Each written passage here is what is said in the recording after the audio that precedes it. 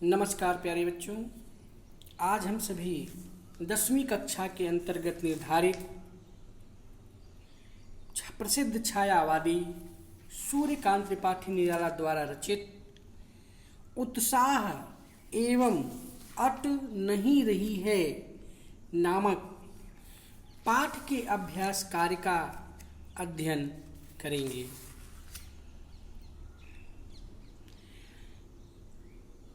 कभी बादल से फुहार रिमझिम या बरसने के स्थान पर गरजने के लिए कहता है क्यों?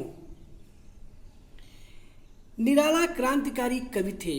वे समाज में बदलाव लाना चाहते थे, इसलिए जनता में चेतना जागृत करने के लिए और जोश जगाने के लिए कभी बादल से फुहार रिमझिम या बरसने के लिए ना कहकर गरजने के लिए कहता है।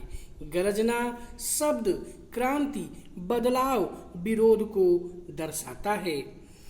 कवि निराला बादल से फुहार रिमझिम या बरसने के स्थान पर गरजने के लिए कहते हैं, क्योंकि बादल की गर्जना प्राणी मात्र में एक विशेष प्रकार का जोश, उमंग, उत्साह भर देता है। कविता का शीर्षक उत्साह क्यों रखा गया है? कवि ने गीत में बादलों के माध्यम से लोगों में उत्साह का सृजन करने को कहा है। वह लोगों को क्रांति लाने के लिए उत्साहित करना चाहते हैं, इसलिए कविता का शीर्षक उत्साह रखा है। उत्साह से अभिप्राय उमंग, जोश से है। कविता का शीर्षक उत्साह एक तरफ तो बादलों को उमड़ा हुआ देखकर प्रसन्न होने वाले प्राणियों की उमंग को प्रकट कर रहा है, दूसरी तरफ सामाजिक क्रांति या बदलाव के फलस्वरूप लोगों में छाए जोश के लिए व्यक्त हुआ है। कविता में बादल किन किन अर्थों की ओर संकेत करता है? कविता में बादल निम्नलिखित अर्थों की ओर संकेत करता है।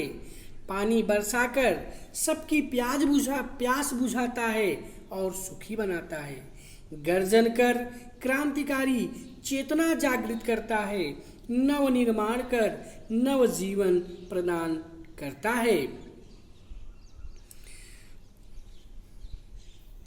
कविता में बादल पीड़ित, प्यास वाले लोगों की आकांक्षा पूरी करने वाला है। नई कल्पना और नए अंकुर के लिए विध्वंस, विप्लव और क्रांति चेतना को संभव करने वाले की ओर संकेत करता है। शब्दों का ऐसा प्रयोग जिससे कविता के किसी खास भाव या दृश्य में ध्वन्यात्मकता प्रभाव पैदा हो, नाद सौंदर्य कहलाता है। उत्साह कविता में ऐसे कौन से शब्द हैं जिसमें नाद सौंदर्य मौजूद है? छांट कर लिखिए। कविता की इन पंक्तियों में नाद सौंदर्य मौजूद है। घेर घेर घोर गगन धाराधर ओ ललित ललित काले घुंघराले बाल कल्पना कैसे पाले विद्युत छवि उर में विकल विकल उन्मन थे उन्मन घेर घेर घोर गगन धाराधर ओ।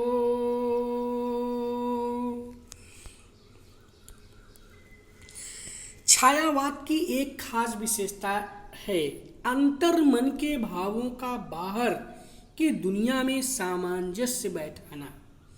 कविता की इन पंक्तियों को पढ़कर यह धारणा पुष्ट होती है। इसी बात को लिखिए। कविता के निम्नलिखित पंक्तियों को पढ़कर यह धारणा पुष्ट होती है कि प्रस्तुत पाठ के में अंतर्मन के भावों का बाहर की दुनिया में सामंजस्य बैठाया गया है। आभा फागुन की तन सट नहीं रही है, उड़ने को नभ में तुम पर कर देते हो, ओ आँख हटाता हूँ तो हट नहीं रही है। अर्थात आभा फागुन की तन सट नहीं रही है, उड़ने को नभ में तुम पर कर देते हो, आँख हटाता हूँ तो हट नहीं रही है। कवि की आँख फागुन की सुंदरता से क्यों नहीं हट रही है? कवि की आँख फागुन की सुंदरता से इसलिए नहीं हट रही है क्योंकि इस महीने में प्रकृति का सौंदर्य अत्यंत मनमोहक होता है। पेड़ों पर हरी और लाल पत्तियां लटक रहे हैं, चारों ओर फैली हरियाली और खिले रंग बिरंगे फूल अपनी सुगंध से मुग्ध कर देते हैं। प्रकृति का नया रंग और सुगंध जीवन में नई ऊर्जा का संचार करती है।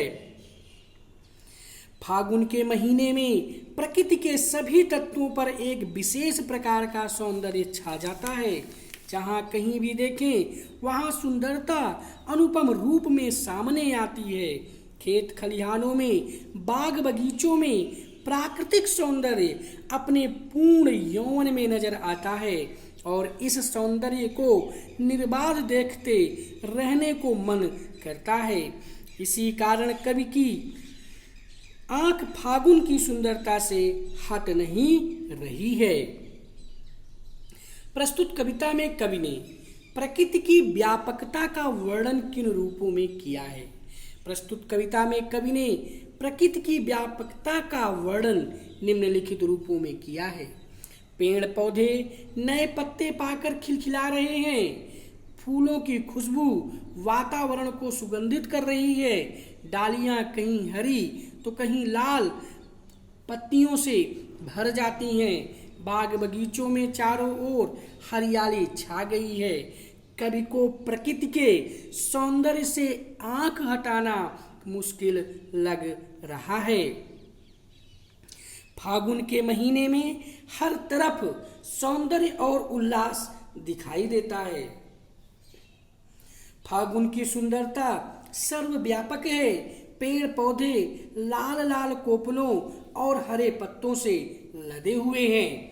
फूलों की सुगंध से पूरा वातावरण महक उठा है। प्रकृति की एक एक जगह पर सौंदर्य भरा हुआ है। इन पंक्तियों के आधार पर निराला की काव्य शिल्प की विशेषताएं बताइए। महाकवि सूर्यकांत त्रिपाठी निराला।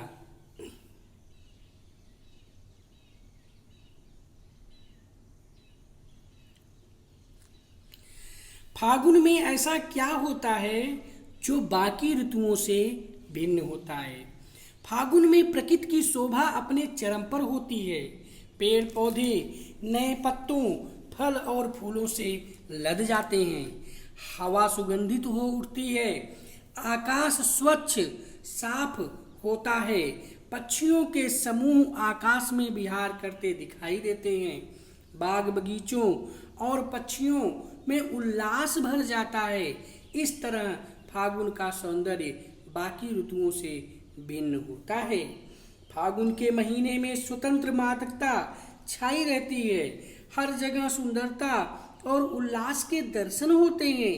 पेड़ पौधे पत्तों और फूलों से लदे होते हैं। सुगंधित हवा का चारों ओर संचार होता है। बसंत ऋतु अपने पूर्ण यौवन पर होती है। ये सभी बातें अन्य ऋतुओं से भिन्न हैं। इन कविताओं के आधार पर निराला के काव्य शिल्प की विशेषताएं बताइए। महाकवि सूर्यकांत त्रिपाठी निराला जी छायावाद के प्रमुख कवि माने जाते हैं। उनके काव्य शिल्प की विशेषताएं निम्न हैं। दोनों कविताओं में प्रकृति चित्रण द्वारा मन के भावों को प्रकट किया गया है। मानवीकरण अलंकार का प्रयोग हुआ है। पहली कविता में कवि बादल को गरज गरज कर बरसने को कह रहे हैं, तो दूसरी कविता में कवि फागुन से बात करते हैं। कहीं सांस लेते हो, घर घर भर देते हो। कविताओं में तत्सम शब्दों का प्रयोग उचित मात्रा में किया गया है। गीत शैली का प्रयोग हुआ है। लयबद्धता साफ दिखाई देती है। अनुप्रास, रूपक, यमक, उपमा आदि अलंकारों का प्रयोग अच्छे तरीके से किया गया है। काव्य के दो पक्ष हैं, अनुभूति और अभिव्यक्ति पक्ष। अनुभूति से तात्पर्य भाव पक्ष से है और अभिव्यक्ति पक्ष काव्य के शिल्प पक्ष को पर्याय माना जाता है। निराला की काव्य भाषा समास बहुल संस्कृत के प्रयोगों से लेकर बोलचाल की भाषा तक संचरण करती है। उनकी भाषा में एक ओर शुद्ध संस्कृत निष्ठता है तो दूसरी ओर ठेठ ग्रामीणता का मणिकांचन योग है। उन्होंने विशेष रूप से नए शब्दों को गढ़ने का कार्य किया है। उन्होंने मानवीकरण और पुनरुक्त प्रकाश अलंकार का भी प्रयोग किया है। सुंदर शब्दों के चयन और लयबद्धता ने इनकी कविता को सुंदर और रोमांचक बना दिया है।